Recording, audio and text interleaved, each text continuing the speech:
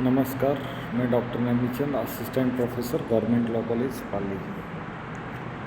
भारतीय दंड संहिता के अंतर्गत आज के इस वीडियो में हम देखेंगे सेक्शन 90 एंड 91। सेक्शन 90 सहमति के बारे में बताता है। सहमति किसको कहते हैं? सहमति जिसके संबंध में ये ज्ञात हो कि वह भय या भ्रम के अधीन दी गई है। कौन कौन सी सहमति भारतीय दंड संहिता के अंतर्गत काम में ली जाएगी, कौन कौन सी वास्तविक सहमति है, कौन सी नहीं है, किस प्रकार की सहमति के अंतर्गत आपको साधारण अपवाद का बचाव मिल सकता है, ये सेक्शन 90 के अंतर्गत बताया गया है। कोई सहमति ऐसी सम्मति नहीं है जैसी इस संहिता की किसी धारा से आश्रित है, यदि वह सम्मति किसी व्यक्ति की क्षति अर्थात सेक्शन 90 है वो अप्रत्यक्ष रूप से नकारात्मक धारा है कि इनको सहमति नहीं माना जाएगा। किस किस को? नंबर 1 कि किसी भी व्यक्ति को क्षति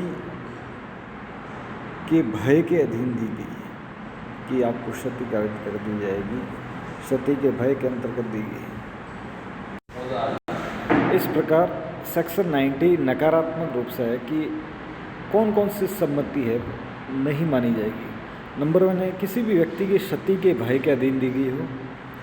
नंबर 2 सेक्शन 90 के अंतर्गत वह सम्मति नहीं मानी जाएगी जो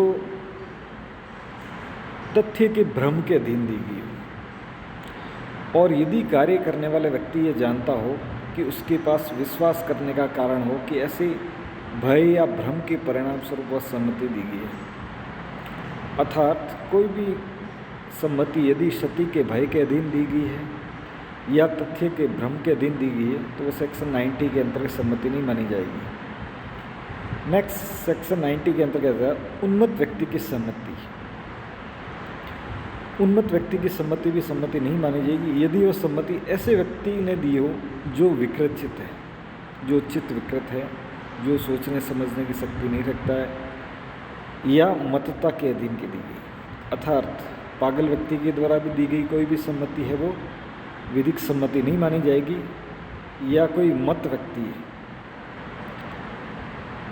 उसके द्वारा भी दी गई सम्मति है वो सेक्शन 90 के अंतर्गत सम्मति नहीं मानी जाएगी, जिसके लिए वह अपनी सम्मति देता है क्योंकि वह अपनी उसकी प्रकृति और परिणाम को समझने में असमर्थ है। इसीलिए इन दोनों व्यक्तियों प्रकार के व्यक्ति की भी सम्मति नहीं मानी जाएगी।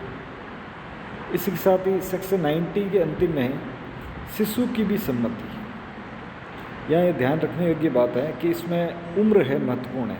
12 वर्ष से कम जब तक कि संदर्भ से तत्प्रतिकूल प्रतीत न हो, यदि वो सम्मति ऐसे व्यक्ति ने दी हो जो 12 वर्ष से कम आयु, अर्थात जहाँ पर कहीं बालक है वह 12 वर्ष से कम आयु का है, कोई भी शिशु है वो 12 वर्ष से कम आयु का है, तो उसकी सम्मति नहीं मानी जाएगी सेक्शन 90 के अंतर्गत, वह विधिक सम्मति नहीं है। इस प्रकार सेक्शन 90 के अंतर्गत देखते हैं कि 5 प्रकार की सम्मति है वो सम्मति नहीं है।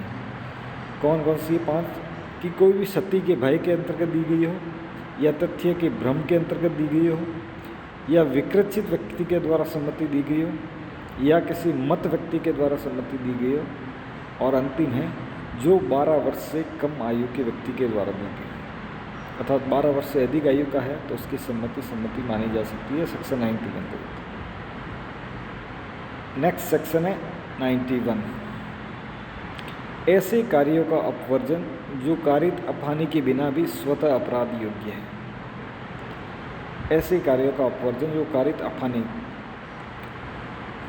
अपराध के अंतर्गत कुछ कार्य भी होना आवश्यक है, कार्य प्लस आशय दोनों मिलकर अपराध बनते हैं, लेकिन यहाँ पर कुछ भी अपहानि नहीं हुई है उसके बिना भी वह अपराध माना जाएगा सेक्शन 91।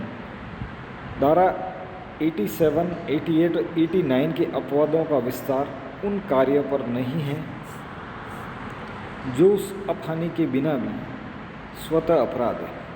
अर्थात सेक्शन 87, 88 और 89 हमने देखा उस सहमति के बारे में है, उनके अपवादों का विस्तार उन कार्यों पर नहीं है जो उस अपहानि के बिना भी स्वतः अपराध है, जो उस व्यक्ति को जो सम्मति देता है या जिसकी ओर से सम्मति दी जाती है उन कार्यों से कारित हो या कारित किए जाने का आश्रित हो या कारित होने की संभवता का ज्ञात हो।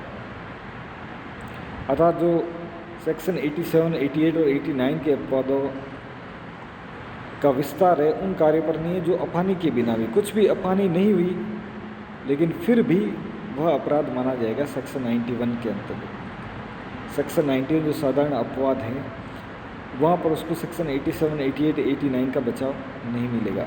जो उस व्यक्ति को जो सम्मति देता है या जिसकी ओर से सम्मति दी जाती है उन कार्यों से कारित हो जो कारित किए जाने का आशय हो या कारित होने की संभावना का ज्ञान हो।